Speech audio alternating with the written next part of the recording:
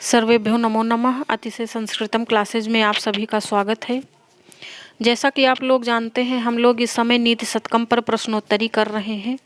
तो 245 नंबर तक हम लोगों ने पढ़ लिया है। आज हम लोग 246 नंबर से टेस्ट सीरीज नंबर 75 प्रारंभ करेंगे।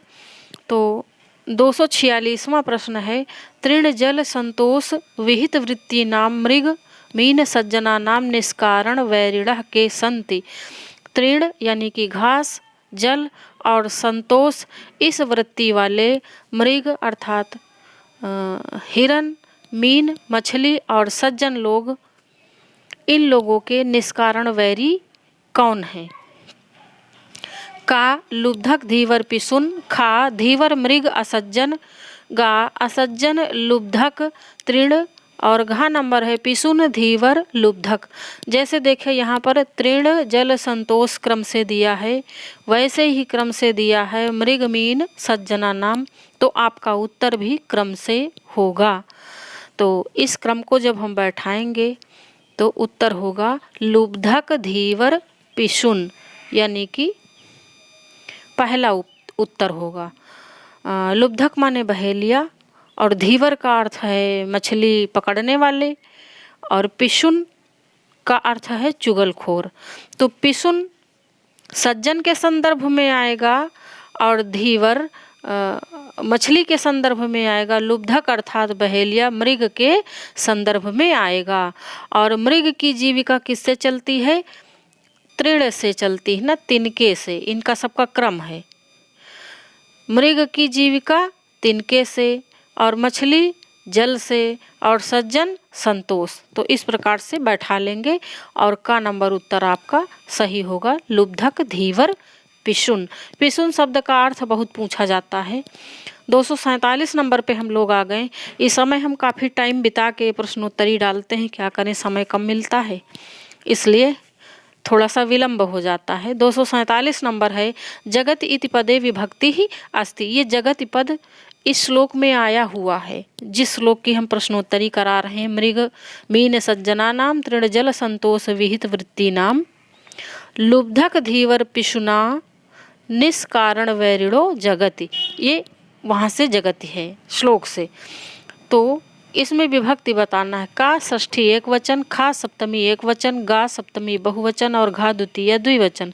तो जगत शब्द जगत के रूप में आता है सप्तमी के एक वचन में।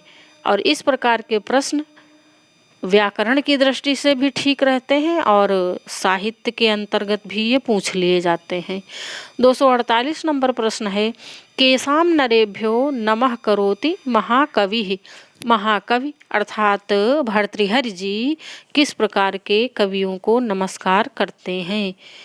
तो का नंबर है, कोई श्लोक ऐसा है जिसमें नरेभ्यो नमः करके आया है, तो उसी पर ये प्रश्न चल रहा है। तो का वांछा सज्जन संगमे, खा भक्ति शूलिनी, गा पर गुणे प्रीति, घा विद्यायाम व्यसनम और अंगा एते सर्वे।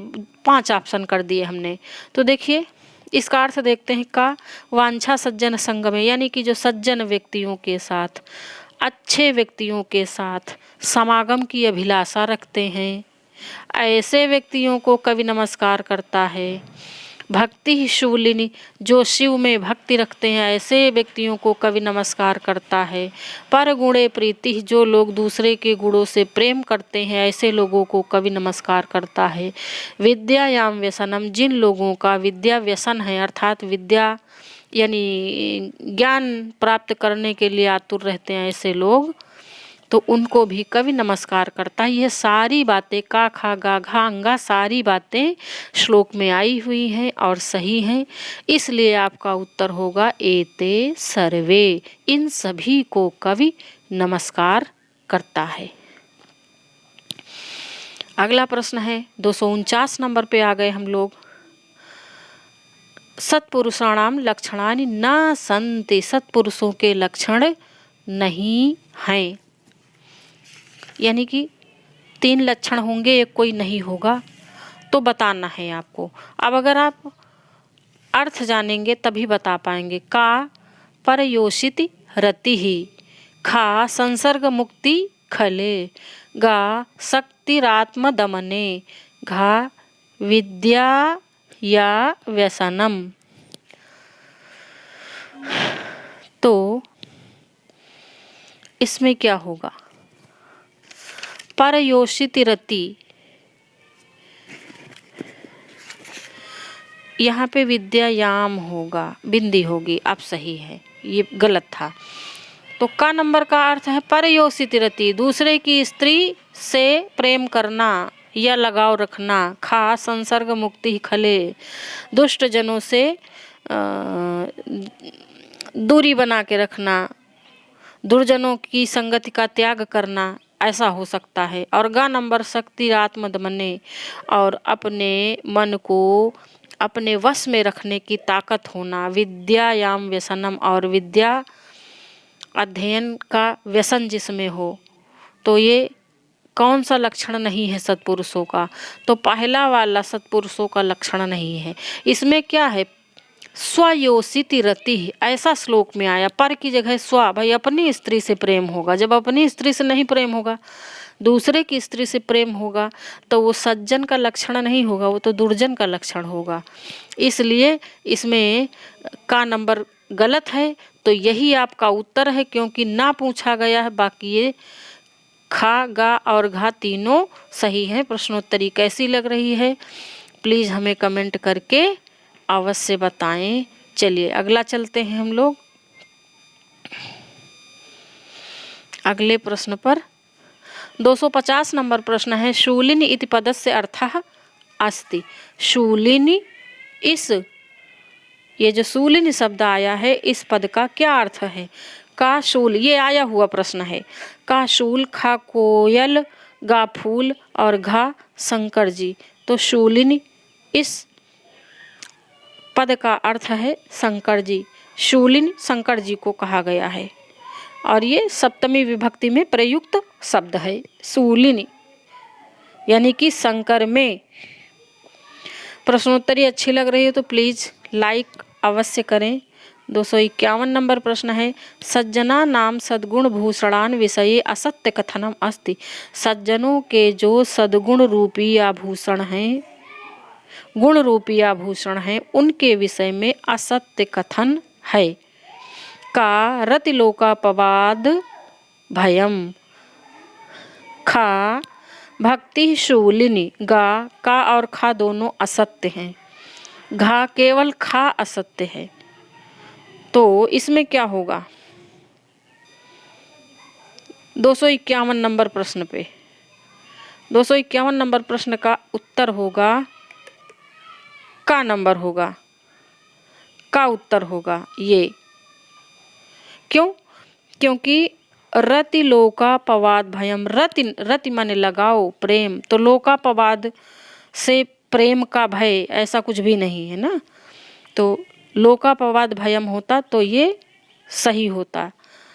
तो ये यही वाला का नंबर उत्तर गलत है, यानी यही आपका उत्तर है। बाकी भक्ति शूलिनी, भगवान शंकर में की भक्ति।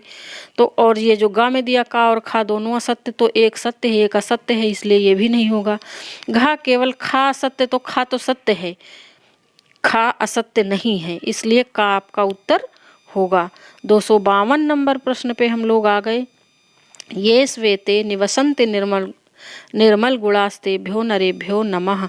अत्र नरेभ्यः पदे विभक्ति सूत्रमस्ति।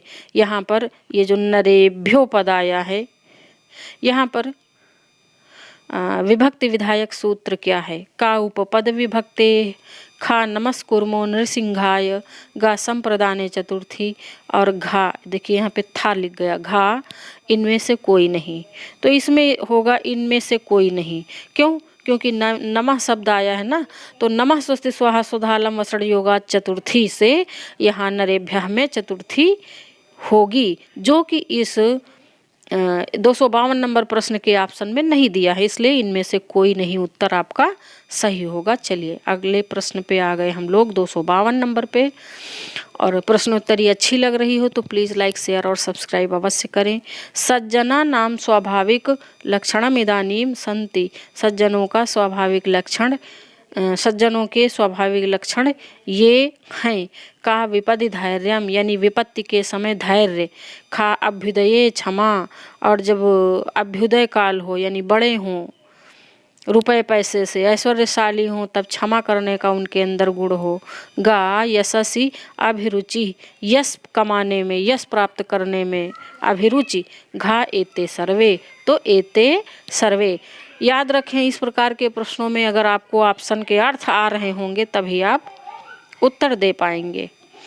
254 नंबर प्रश्न है सज्जना नाम स्वाभाविक लक्षणम इदम नास्ति। इस बार नास्ति पूछा, पिछली बार अस्ति पूछा था ना 253 नंबर में।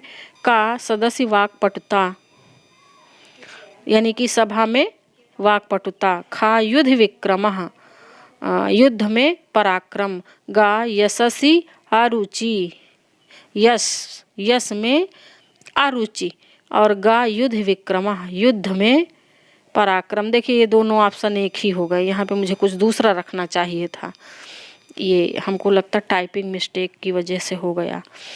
तो इसमें लक्षणम इदम नास्ति पूछा है ना, तो ये वाला जो ग नंबर है यही लक्षण नहीं है, क्योंकि जो सज्जन होते हैं उनकी यश में रुचि होती है। यहाँ पे यशस्वी चा अरुचि ही, यश में अरुचि है, अरुचि नहीं होती, रुचि होती है सज्जनों की, इसलिए ग नंबर उत्तर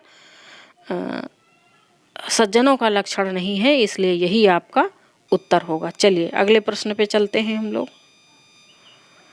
255 नंबर पे आ गए। महात्मा नाम प्रकृति सिद्धि लक्षणम इदानीम न संति। महात्माओं के प्रकृति सिद्ध ये लक्षण नहीं हैं। का विपदि धैर्य। खा प्रकृति सिद्धि ही। गा सदसि वाक्पटुता। घा संसर्ग मुक्ति ही खले। तो विपदि धैर्य यानी कि नास्ति ना संति पूछा है ना, नहीं पूछा, तो विपदि धैर्यम विपत्ति में धैर्य ये तो लक्षण है महात्माओं का। प्रकृति सिद्धि प्रकृति की सिद्धि यही नहीं है, प्रकृति की सिद्धि ये महात्माओं का लक्षण उस श्लोक में नहीं दिया है जिससे हम प्रश्नोत्तरी करा रहे हैं। हमें देखिए अपने विषय के संदर्भ में उत्तर देना। प्रकृति सिद्धि ही श्लोक में नहीं दिया है, इसलिए ये ही गलत उत्तर है। और सदस्य वाक्पटुता यानी सभा में वाक्पटु होना, बोलना। वाक्पटु से मतलब कुछ भी बोलना नहीं, अच्छा बोलना। और संसर्ग मुक्ति ही खले, बुरी संगत से दूर रहना, तो ये भी होगा। और गा नंबर भी होगा, का नंबर भी होगा, ये तीनों सही है। तो यहाँ पर नहीं लक्षण पूछा, इसलिए खा उत्तर आपका सही हो जाएगा। 256 नंबर पे आ गए हम। आप पूछे हैं विपदि धैर्यम अभ्युदये क्षमा सदस्य वाक्पटुता युद्ध विक्रमः यशस्वी चा अभिरुचिर व्यसनम श्रुतौ प्रकृति सिद्धिमिदम ही महात्मा नाम। यह श्लोक किस पद्धति से लिया गया? का सुजन पद्धति, खा मानसौर्य पद्धति, गा कर्म पद्धति, घा धैर्य पद्धति। तो ये श्लोक लिया गया सुजन पद्धति से। अब हम लोग सुजन पद्धति या सज्जन पद्धति पढ़ रहे हैं इस समय, और लगभग 50% नीति शतकम हम लोगों ने पढ़ लिया है, यानी मुख्य चीज़ें। चलिए 257 नंबर प्रश्न है सदस्य शब्द से अर्थ अस्ति। सदस्य शब्द का क्या अर्थ है? अभी जो हमने पहले 1-2 प्रश्न पहले हमने बताया है कि सदस्य का क्या अर्थ है। का सत्य, खा होने पर, गा सभा में, घा पृथ्वी पर। तो सदस्य का अर्थ है सभा में। सदस्य वाक्पटुता, सभा में वाक्पटु होना यानी कि सभा में बोलना। ये महात्माओं के गुण हैं। 258 नंबर प्रश्न पे आ गए हम लोग।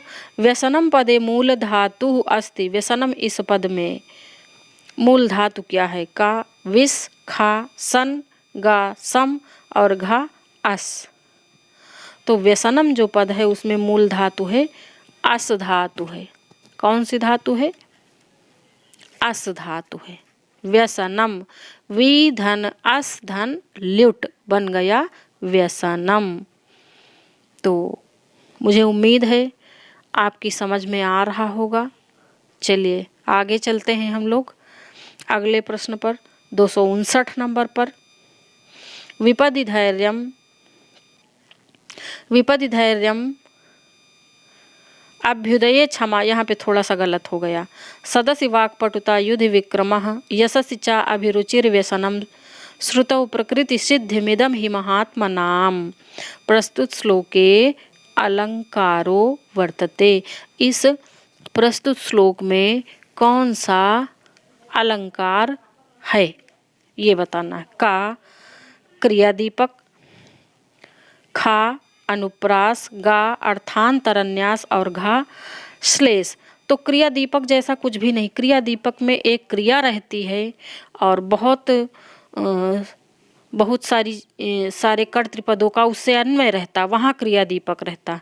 अनुप्रास जैसी भी कोई चीज़ नहीं दिख रही है, श्लेष भी नहीं है, तो यहाँ पर अर्थांतरन्यास अलंकार है। क्यों? ये जो लास्ट में दिया है ना, प्रकृति सिद्धिमिदं हि महात्मनाम, यह जो दिया है ना कथन चतुर्थ चरण में, यह सामान्य कथन है ना, इसके द्वारा पूर्ण वर्णित ये जो विभिन्न स्थितियां दी हुई हैं तीनों पादों में, इनके कारण गुणावलंबन का समर्थन किया जा रहा है। अतः अर्थांतरन्यास अलंकार होगा। जब भी लास्ट पंक्ति से समर्थन किया जाए ऊपर की पंक्तियों का, वहाँ पर अर्थांतरन्यास अलंकार होता है। तो ये है अलंकार पकड़ने का तरीका।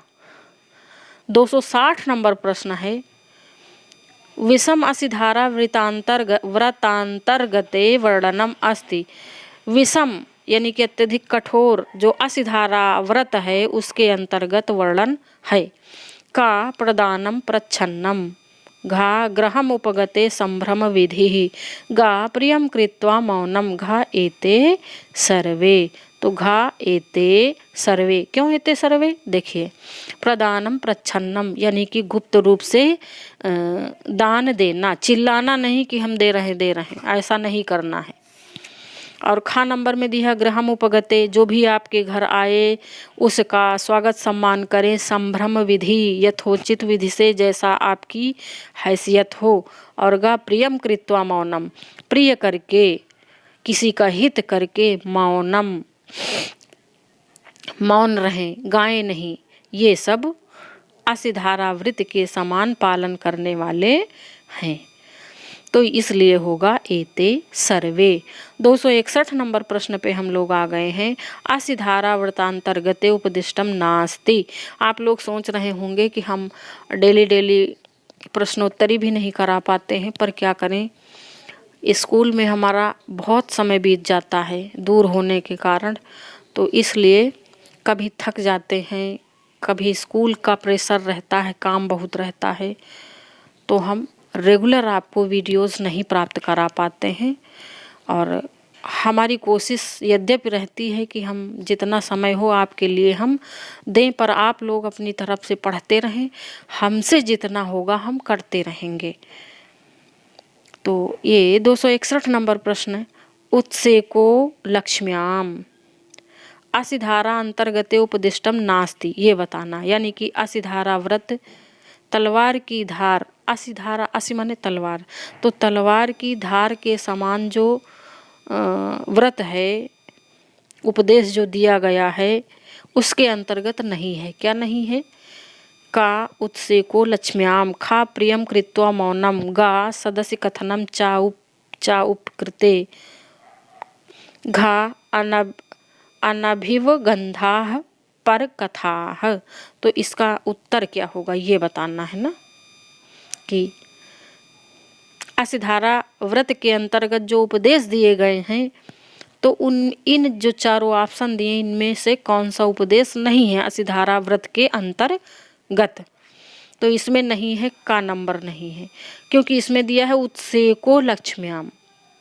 उत्सेक माने घमंड करना होता है, लक्ष्म्याम माने लक्ष्मी के आने पर, धन के आने पर घमंड करना, तो ये नहीं होगा, यही गलत है। श्लोक में आया है अनुत्सेको लक्ष्म्याम, चाहे जितनी लक्ष्मी आ जाए लेकिन आप अनुत्सेकी रहें, अर्थात घमंड ना करें। और प्रियम कृत्वा मौनम, प्रिय करके, किसी का प्रिय करके मौन रहें, ये तो असिधारा व्रत वाला उपदेश है। सदस्य कथनम चा अपि उपकृते, सभा में किसी के उपकारों का वर्णन करना, ये भी है। और अनभिवगंधा पर कथा, दूसरे की कथा, दूसरे की बात जब भी बताएं तो अनभिवगंधा, अवगंधा माने बिना किसी ईर्ष्या द्वेष के, उसमें लेस मात्र भी ईर्ष्या ना हो, ऐसे दूसरे की कथा का, दूसरे की बात का वर्णन करें। ये भी असिधारा व्रत के अंतर्गत है। तो ये खा, गा और घा, ये तीनों असिधारा व्रत के अंतर्गत हैं और ये उत्तर नहीं है, यही वाला उत्तर है, क्योंकि नहीं पूछा गया ना, तो का नंबर उत्तर है। 262 नंबर प्रश्न है, अनुत्सेकः पदस्य विपरीतार्थी अस्ति। विपरीतार्थी पूछा है किसका? अनुत्सेकः का। और अनुत्सेकः का अर्थ अगर आप जानते होंगे तभी आप इसका विपरीतार्थी बता पाएंगे। का गर्वः, खा मदः, गा ज्वरः, घा व्यभिचारः। तो अनुत्सेकः का विपरीतार्थी है गर्वः, यानी कि गर्व, गर्व होगा। ठीक, ये क्यों? अनुत्सेक माने होता है गर्व ना करना, तो इसका विपरीतार्थी होगा गर्व करना, यानी गर्व होगा। ठीक, आप बहुत ज़्यादा ज़रूरी है प्रश्न की प्रकृति को समझना। अगर आप प्रश्न की प्रकृति को समझ पा रहे हैं तो आप बहुत हद तक उत्तर दे पाएंगे, और यदि आप प्रश्न की प्रकृति नहीं समझ पा रहे हैं तो मुझे लगता है उत्तर देने में परेशानी हो सकती है। 263 नंबर प्रश्न है, संभ्रम विधि पदस्य अर्थः अस्ति। संभ्रम विधि पद का क्या अर्थ है? का भ्रमण करना, खा संभ्रांत विधि, गा भ्रांतिपूर्ण और घा सत्कार विधान। तो घा नंबर सत्कार विधान। संभ्रम विधि माने सत्कार विधान करना, किसी के घर में आने पर हम यथोचित रूप से उसका सत्कार करें, यही है संभ्रम विधि ही। अगला प्रश्न है 264 नंबर, और इस प्रश्नोत्तरी का ये लास्ट प्रश्न है। तो आइए देखते हैं इसमें क्या पूछा है। प्रस्तुत श्लोके छंदो वर्तते। तो देखिए हम इसको पढ़ रहे हैं, आप लोग पकड़ने की कोशिश करना कि कौन सा श्लोक, कौन सा छंद हो सकता है। प्रदानं प्रच्छन्नं ग्रहम् उपगते संभ्रम विधि, प्रियं कृत्वा मौनं सदसि कथनं चाप्युपकृते, अनुत्सेकोलक्ष्म्याम् अनभिवगन्धाः परकथाः, सतां केनोद्दिष्टं विसम्मसिधाराव्रतमिदम्। तो पूछा गया है प्रस्तुत श्लोक में कौन सा छंद है। तो का नंबर में दिया है शिखरड़ी, खा हरड़ी, गा भुजंग प्रयात और घा मालिनी। तो इस प्रस्तुत श्लोक में जो छंद है वह है शिखरड़ी। कौन सा छंद है? शिखरड़ी छंद है। चलिए देखते हैं। रसई रुद्रेश छिन्ना यमन सभलागा शिखरड़ी, ये है प्रस्तुत श्लोक में छंद। तो ये आज की प्रश्नोत्तरी यहीं पर ब्रेक करते हैं। मिलेंगे हम अगले दिन नई प्रश्नोत्तरी के साथ। आज यहीं तक, धन्यवाद।